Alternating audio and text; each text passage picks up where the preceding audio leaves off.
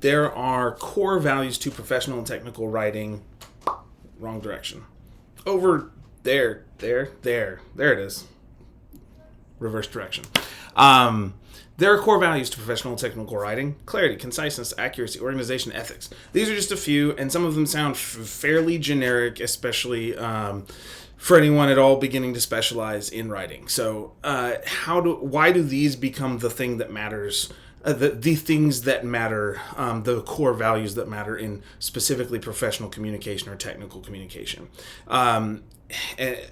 This idea of clarity, clearly worded and developed to avoid confusing the audience, and conciseness and these other ones, we'll dig into a little bit in a moment, but let's just make sure we put this in context with things.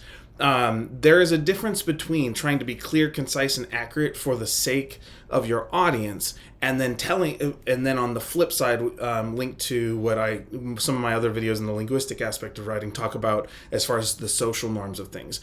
So there's a difference between telling someone to be clear and accurate for a particular audience in a particular context like technical writing or professional communication, that kind of thing, and telling someone they shouldn't write a certain way or shouldn't use language resources that they have, even if they're kind of a non-traditional grammar according to a particular set norm. So just make sure that distinction's made. It's one thing to tell someone they should aim for their target audience's understanding and try and match the grammar that's expected for the sake of the audience, and that is a concern of clarity, and that's different than telling someone they can't use language that makes sense to them or to the audience that might be less traditional grammar oriented. So just to make clear, sometimes this idea of clarity or conciseness, we end up hyper focusing on a specific standard Western English form, and that's not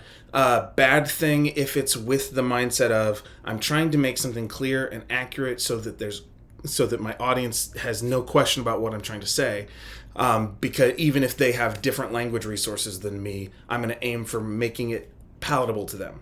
That's a choice we have to make as writers, and that is different than some of those other social norms that begin to affect whether we feel like we can use alternate linguistic resources, and that becomes a problem. And I've talked about that other places. But why clarity, conciseness, accuracy, organization? These are all structurally oriented. These are all about cognitive uptake, and these are all about making sure the audience, when you're giving them a technical document, and in some that has a heaviness to it or a weight to it, a certain amount of importance to it, where someone misunderstanding becomes a problem, a significant problem.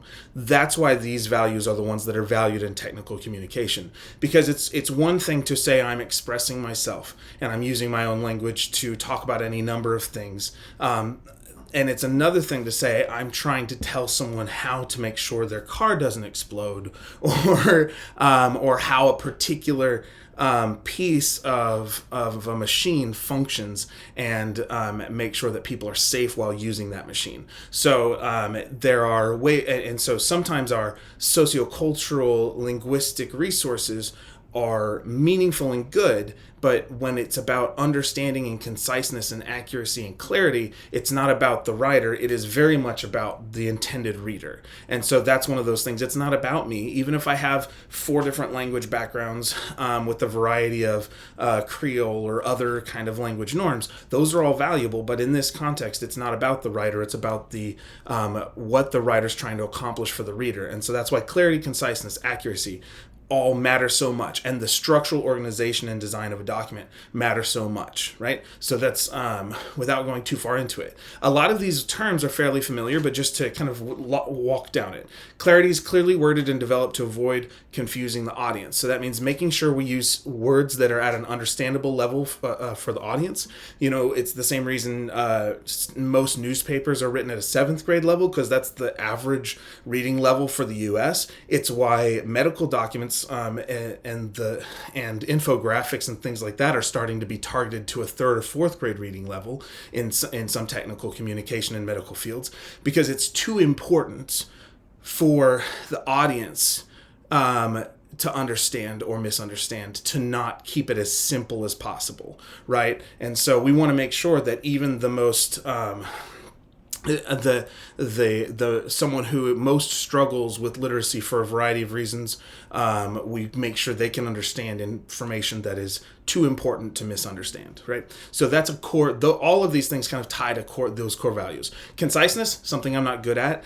Straightforward communication, designed to save time for writers and readers. These are simple, straightforward, clear sentences, often action-oriented, specific, bulleted, that kind of thing. It's not necessarily about telling the full story of why these things work. It's not even about making it sound fun or pretty, which is why some people think that technical writing isn't fun or can't be pretty, but that's a whole other thing. It's just that the primary rhetorical value is, can this person understand what I'm saying so that they don't die, right? And that's different than, let me show you some fun rhetorical flourish, because that's part of how I'm making an engaging, rhetorically oriented, persuasive thing or story or whatever. So these values, the rhetorical purposes change, and that's why we shift values on these. Finally, accuracy, precision of language, and proofreading to display professionalism. On technical documents, that's extremely important. It's like going into a business interview, making sure you don't wear his sweatpants, but you wear a suit and tie, because it's about showing that you're capable of professionalism, even if the culture in that area is, cowboy boots, jeans, and and untucked shirts. That's fine for the culture, but you're trying to display professionalism, because that makes people, that enhances credibility. And there are times when you can blend that and everything and have more relaxed to fit the environment. There's nothing wrong with cowboy boots. I don't find them comfortable, but some people do. But it's about making sure that you are showing professionalism as it's defined by your target. And in technical writing, that is making sure that things are very clear, understandable, precise, that there aren't that everything is very intentional is just as much a part of accuracy than can I find all the errors or mistakes. It's, was I intentional about all the language? Was I intentional about the punctuation? Am I using those tools of a writer effectively at the word and sentence level to make sure there's no question about what I mean? And sometimes that's not even just language. Sometimes that's with the images I'm using and the clarity of those things, the precision or the quality of those images if I'm using that. And then ultimately, finally, organization. Ethics is a much bigger thing, so I'm not going to dig in it too much. But we do want to be aware of ethical and legal considerations. But that's a bigger video all by itself, I think. For organization, we're really talking about the structural aspect of writing. We're talking about how the document's designed, how we organize it so that people can take information in quickly, that they can be aware of important steps in the process. One of my big pet peeves is when the warnings are. I think of the Dr. Strange quote. Didn't you read the warnings in the back? Why are the warnings in the back? You could bend space and time, right? I know that's Doctor Strange, but really he's looking at a technical document of how do you perform this spell, right, in the Doctor Strange universe, and there's all these warnings about, like, don't break the time continuum and everything like that. And so and so he asked that question. So that's kind of a pet peeve in everyday life, where the warnings are the last thing, not the first thing.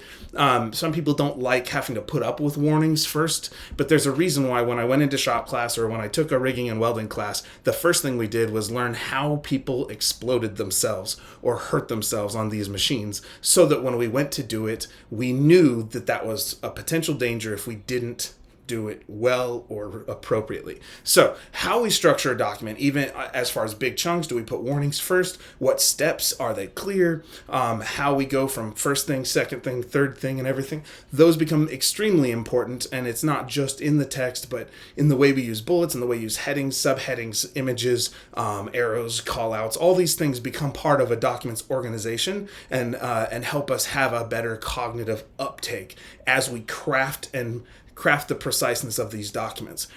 Most of the thing to keep in mind, though, is most things connected to these core values, clarity, conciseness, accuracy, organization, these are final product based, which means if you're just starting a project, these aren't the values to focus on. These are the values you focus on when you're finalizing a project.